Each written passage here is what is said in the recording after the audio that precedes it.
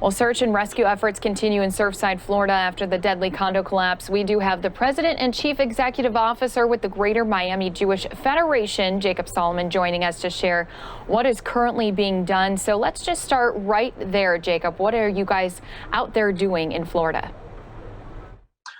Thanks for your interest in this story. It's an important one and it's an evolving one. So we are a private nonprofit, the Greater Miami Jewish Federation, and we're just one of many groups here in the area trying to provide support and assistance to a growing number of people whose lives have been adversely affected by this terrible human tragedy. I want to say at the outset that right now, our elected officials and governmental authorities, Red Cross, FEMA, the people who are really expert in short-term relief are doing an admirable job. I have enormous respect and certainly want to make a shout out to the first responders, to the people who are heroically staffing the search and rescue operation. It's painful, it's uncomfortable, it's unsafe, and it's holy work that they're doing. And I know a source of some pride that the local search and rescue people are being joined and supported by groups from Israel now, from Mexico. There's a voluntary group that also specializes in nonprofits, a Jewish organization that's there. So this is not a Jewish story, but given the population of the neighborhood and given the people who are involved in the support operations, and given the nature of the victims, it's something of keen interest to us. And so let's talk about just some of those areas you guys have identified of ways that you can lend assistance right now, because as you mentioned, there's been a lot of people across the state who have been really going around the clock with this search and rescue efforts. So what have you guys been trying to do on the other side of things? So as a private nonprofit, we have beneficiary agencies, partner agencies with whom we work. These are organizations that we fund through our fundraising efforts, and there are two principally who are involved in the short-term response. One of them is Jewish Community Services of South Florida, which is involved in providing trauma counseling, social services, short-term financial assistance as necessary. Federation itself is working with people to set them up in housing. There's so many displaced people.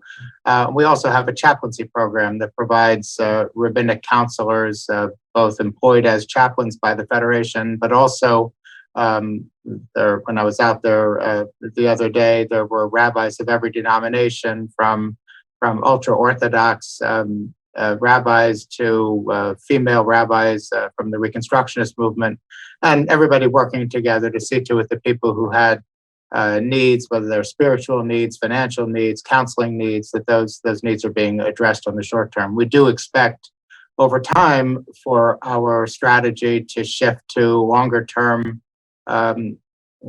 interventions to help people rebuild their lives. I know people who were renters in the apartment in this building who don't have renters insurance. I know people who were visiting there and don't necessarily have a lot of personal financial resources, and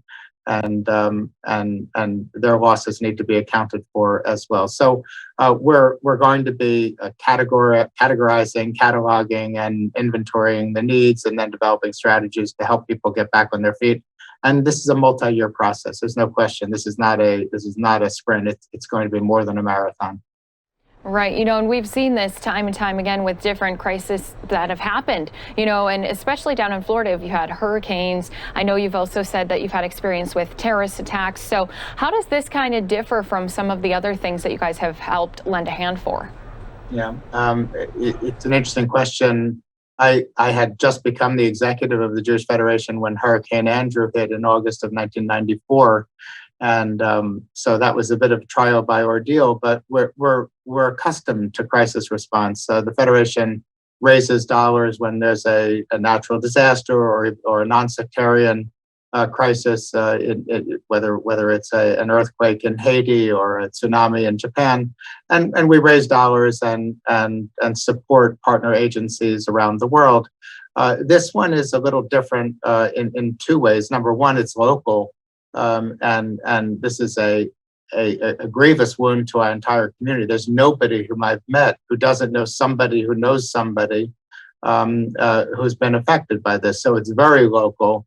And Miami is a very, very diverse community, and its Jewish community is no less so. In fact, more than one in three adults in Jewish households is born outside of the United States. So there are people, whether Venezuelan or Argentinian or Israeli or Canadian, French. We have a really a multicultural community, and as such, the lines of connections and the interconnections between and among these people run very, very deep. So it's a very interconnected community, and it's a very caring and compassionate community, and we obviously all want to be there to help one another.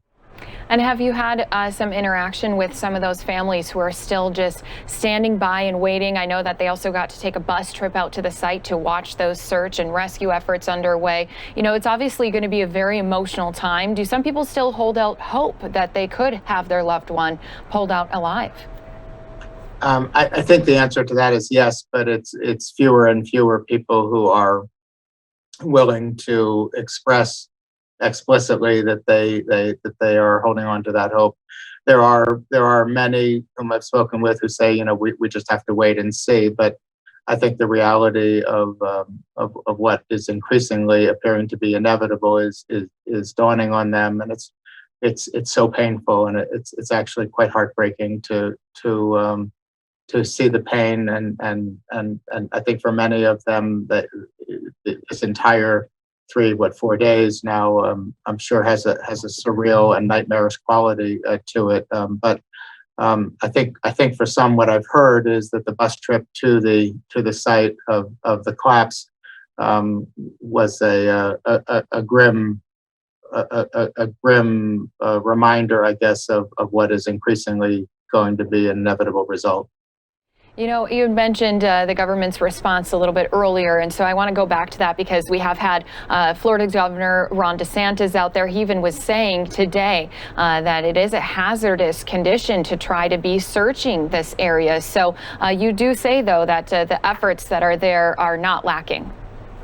I'm not an expert in this area. It's a highly technical area. I have talked to some of the groups who have come in from out of the country who are renowned to be world class in this, and they've shared with me their assessment that our local team is doing terrific work, heroic work, and best in class, and they feel good about being a part of it. I think it's inevitable that family members are going to feel impatience, going to feel anger, going to just, not understand why this is taking so long. But if you were to see the conditions, I was just talking to two colleagues of mine who were just at the site, and they were talking about the conditions. It's 90 plus degrees heat. There's intermittent thunderstorms. There's a fire burning in the rubble pile. They're dealing with toxic materials. They're clawing their way through debris that could collapse on them at any time. And so I think, as I said, I'm not an expert, but as I've spoken to people who do have some experience in this, I feel pretty confident that our Miami-Dade teams are doing terrific work, and I know that they're grateful for the support that they're getting from the Mexican group and now from Israeli IDF Homefront Command. Is there anything going on there in Surfside that you wanted people to know is happening right now? Because I know that there's so many moving parts and sometimes people only see a small news clip. So is there anything going on that you wanted to shine light on? Yeah, it's a good question. I guess what I would say, and it's hard not to question why these things happen. And you say, well, where is God, or where is the justice in the universe, however one feels religiously or theologically.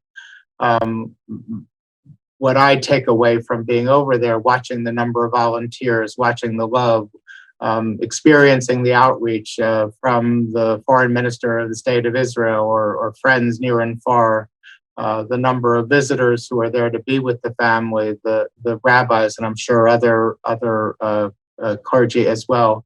The love that is being expressed, the support, the caring, the material assistance. We're raising money to provide support for these families. I think in the first maybe 36 or 48 hours after we opened the fundraising appeal, we had nearly 5,000 donations. And we're a local organization, and we got contributions from all over the world. So when you see people's response and you see the love that they bring to their fellow men and women, that's about the best thing you can hold on to at a time like this. And you pray and you hope and you do whatever you can to bring comfort and solace to the people who are feeling such pain right now. And is that something that you would suggest to people who are wondering, what can I do, whether they may be in the Florida state or maybe they're all the way across the seas? What can they do to lend a hand and to help? Yeah, I suppose I was at a local synagogue yesterday, and they were overwhelmed with donations of clothing and food and stuff, and they couldn't deal with it. It was too much, and it exceeded the need, at least it exceeded our capacity to get it to people who needed it, and that's not what people need right now. That they don't need pallets of fresh vegetables. They don't have anything to do with that. So I would suggest, without meaning to sound self-serving at all, because there are multiple organizations raising money, but if somebody wants to make a contribution and they would like to do it through us, they can do it at jewishmiami.org. But the local Chabad synagogue is raising money. Our local United Way is raising money. There's a coalition of foundations in Miami. Just do it through a reputable organization and make sure that however you're making your contribution, you do it with people that you trust and who have a history, a proven history of accountability and transparency. Unfortunately, there are those during times like these who may sometimes take advantage. None of the ones that I just listed are among them, of course, but I think financial contributions right now are the way to enable us to meet the greatest needs for the greatest number of people as they arise. Yes, and once again, you guys have found many areas in need that you are trying to lend your hand in, so it would be a great time to offer that help. So thank you again, Jacob Solomon, President and Chief Executive Officer of the Greater Miami Jewish Foundation. We do appreciate your time you took to talk with us today, and hopefully people feel like they can do something if they feel that need to reach out and help. Thank you. Your interest in the story is meaningful to us. Thank you.